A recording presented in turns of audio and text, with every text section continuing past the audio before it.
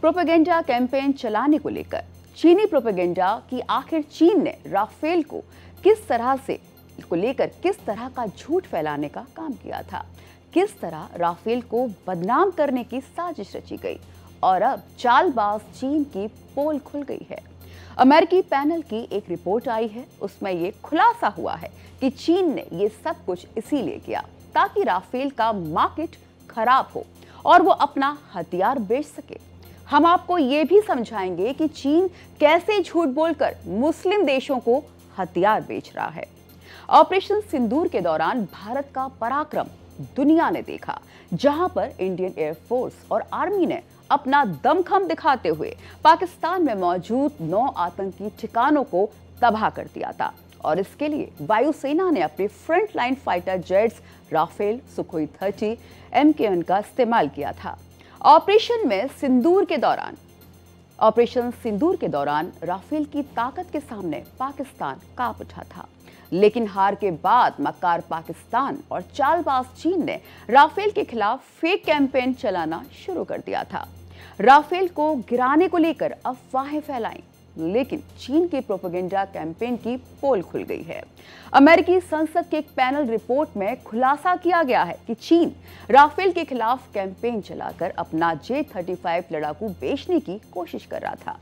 चीन का मकसद पश्चिमी देशों के हथियारों के ऊपर अपने J-35 के वर्चस्व को बनाते हुए दिखाना था। यूएस कांग्रेस की सालाना रिपोर्ट में यह सनसनीखेज खुलासा किया गया है कि चीन ने फर्जी सोशल मीडिया अकाउंट्स और AI से बनी तस्वीरों का इस्तेमाल कर ये झूठा प्रचार किया कि चीनी हथियारों ने राफेल जेट को नष्ट कर दिया है। रिपोर्ट के मुताबिक पहलगाम आतंकी हमलों के बाद मई में हुए भारत पाकिस्तान के बीच संघर्ष ने दुनिया का ध्यान अपनी ओर खींचा, क्योंकि पाकिस्तान ने इसमें चीनी हथियारों और खुफिया इनपुट का सहारा लिया था। यूएस कांग्रेस की रिपोर्ट में यह भी कहा गया है कि चीन ने पूरे संकट के दौरान भारतीय सैन्य ठिकानों के बारे में पाकिस्तान को लाइव इनपुट दिए थे। चीन ने इस संघर्ष को अपनी सैन्य क्षमताओं के लिए एक टेस्टिंग ग्राउंड के तौर पर इस्तेमाल किया और ये पहला मौका था जब चीन के आधुनिक हथियार जैसे HQ-9 air defence system, PL-15 air to air missile और J-10 फाइटर एयरक्राफ्ट युद्ध में इस्तेमाल किए गए थे।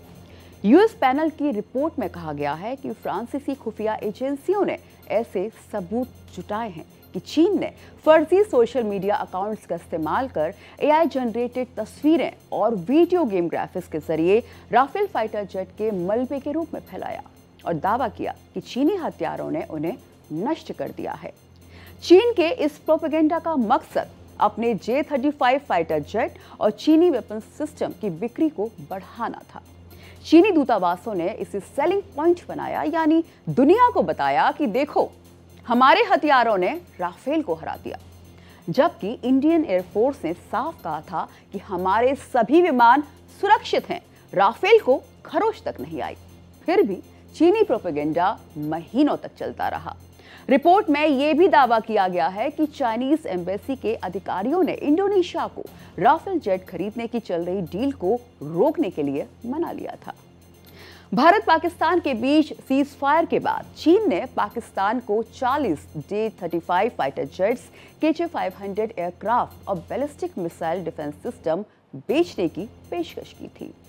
यूएस पैनल की रिपोर्ट में कहा गया, चीन ने इस संघर्ष को एक अवसर के तौर पर इस्तेमाल किया ताकि वो अपने हथियारों की ताकत की मार्केटिंग कर सके। यूएस पैनल की रिपोर्ट में साफ लिखा है कि चीन ने बाहर से अभियान चलाया, लेकिन भारत में कुछ लोग खुद ही उसकी आवाज बन गए। चीन ने ये पहली बार नहीं किया है। अमेरिकी रिपोर्ट में चीनी ग्रे जोन एक्टिविटी की पूरी लिस्ट है, जिसमें फिलीपींस के मछुआरों को मार भगाना, साउथ चाइना सी में जहाजों को डराना धमकाना, अफ्रीकी देशों से महत्वपूर्ण खनिज न खरीदने देना, ताइवान के चुनाव से पहले चीनी सामान पर जांच शुरू करना, अंतरिक्ष में दूसरे देशों के सैटेलाइट को खराब करने की कोशिश, ये भी इसमें शामिल थी। अब आसान भाषा में समझ लीजिए कि ग्रे जोन क्या है। ग्रे जोन का मतलब ना युद्ध ना शांति, बिल्कुल बीच का रास्ता। ना गोली चलती है, ना युद्ध की घोषणा होती है, लेकिन दूसरे देश को झूठ, दबाव, साइबर हमले, आर्थिक धमकी से नुकसान पहुंचाया जाता है।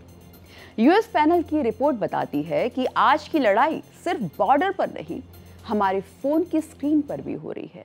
जो लोग बिना सोचे समझे नकली तस्वीरें और अफवाहें फैलाते हैं, वे अनजाने में दूसरे देश के हथियार बन जाते हैं।